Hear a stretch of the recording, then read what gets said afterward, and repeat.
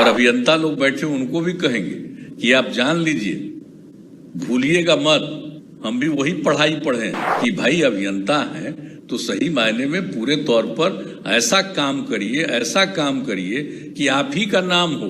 तो उस इलाके में इंजीनियर लोगों को कितना सलाम करता था सब। मेंटेनेंस का काम डिपार्टमेंट को करना, हम ये बार बार सुझाव दे रहे हैं। हम तो यही आग्रह करेंगे कि डिपार्टमेंट करे, इसमें और ज्यादा स्टाफ की नियुक्ति करनी हो, इंजीनियर्स की नियुक्ति करनी हो, ये सब को लगाए रहिए निरंतर रूप से। खाली ठेकेदारी से काम नहीं चलता।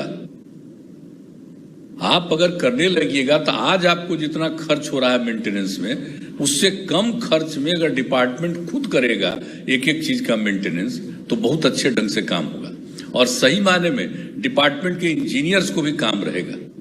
आजकल काम क्या होता है, तो खाली देखभाल थोड़ा करते हैं भाई, या उसकी सहमति न देते हैं या सैंक्शन न करते हैं।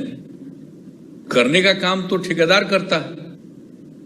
तो फिर अगर ये इसके देखभाल के लिए भी और मेंटेनेंस के लिए भी ठेकेदारी होगा तो वो उतना अच्छा नहीं होगा। हम बार बार कहते हैं, हम तो दोनों विभाग को और जो पथ ये इसमें भवन निर्माण है उनको भी हमने कहा कि भाई ये मेंटेनेंस का काम करिए। हम प्रार्थना करेंगे, देखिए आप लोग जरा तेजी से काम करवाइए।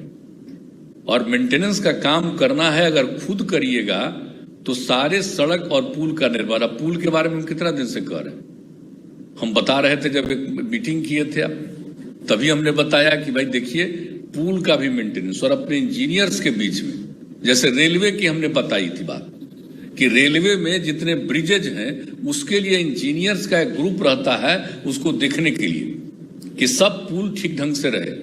तो उसी तरह से हमने सुझाव दिया था कि हम लोगों को अपने पुल को भी हर तरह से देखना, मेंटेनेंस का काम करना। बुरा करके सिर्फ एक मेरा अनुरोध है और वो अनुरोध है मेंटेनेंस का, और किसी चीज का नहीं। बनाइए और उसका मेंटेनेंस करिए और डिपार्टमेंट ही डिपार्टमेंटली करे।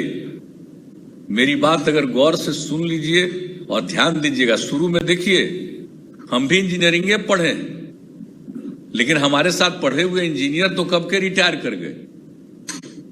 हम केंद्र में अटल जी ने हमको बनाया था रेलवे का काम, तो इंजीनियरिंग का सबसे बड़ा डिपार्टमेंट तो वही है ना। तो पढ़ाई से लेकर के और हमारे जो साथी पढ़ करके चीफ मुख्य तक होते हुए अपना रिटायर किए हैं कितने लोग, तो सबसे हमारी बात होती रहती थी, समझ गए ना। तो डिपार्टमेंट में अगर इंजीनियर लोग थोड़ा उसको लगे कि हमको बहुत मेहनत करना पड़ेगा, ये सब करेगा, समझ गए कि नहीं। लेकिन निश्चित रूप से अगर जिस दिन आप तय करिएगा, हमने जब कहा ये भवन ये इसमें आपको ग्रामीण कार्य वाले में, तो एक हमारे विधायक लिख करके हमको चिट्ठी भेज दी, कहे कि साहब इसको डिपार्टमेंट से मेंटेन नहीं करता, उनको बुलवाए, बड़ा पुराने आदमी थे। हम कि आपको क्या कहा यार बताइए तो जरा, ये कौन ही सब बोला। आप क्या जानते हैं जो ये जो मेंटेनेंस करेगा डिपार्टमेंट, वो कितना जरूरी होगा। रोज उनको काम रहेगा और वो मेंटेनेंस करते रहेंगे। और जब हम लोग इसको लोक शिकायत निवारण कानून में भी डाल दिए है, अगर मेंटेनेंस नहीं होगा तो जिम्मेवार वो रहेंगे, इसलिए जरूर मेंटेनेंस होगा। तो जिम्मेवारी भी दीजिए। इसलिए हमारा आग्रह होगा भाई, अब हम तो यही कहेंगे आप सबसे, अमृतलाल मीणा जी से, जब अमृतलाल मीणा जी तब बहुत दिन आप काम किए हैं, अब आप जाने वाले, लेकिन कुछ करके जाइए, हम यही कहेंगे।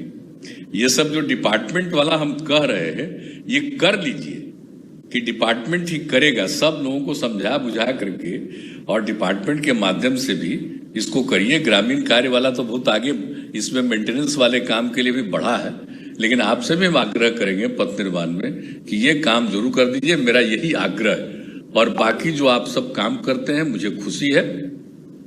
मैं अभियंताओं को भी धन्यवाद देता हूं और अभियंता लोग बैठे उनको भी कहेंगे कि आप जान लीजिए, भूलिएगा मत, हम भी वही पढ़ाई पढ़े हैं। तो हम इसीलिए आप सब लोगों से यही आग्रह करेंगे कि भाई अभियंता हैं तो सही मायने में पूरे तौर पर ऐसा काम करिए कि आप ही का नाम हो।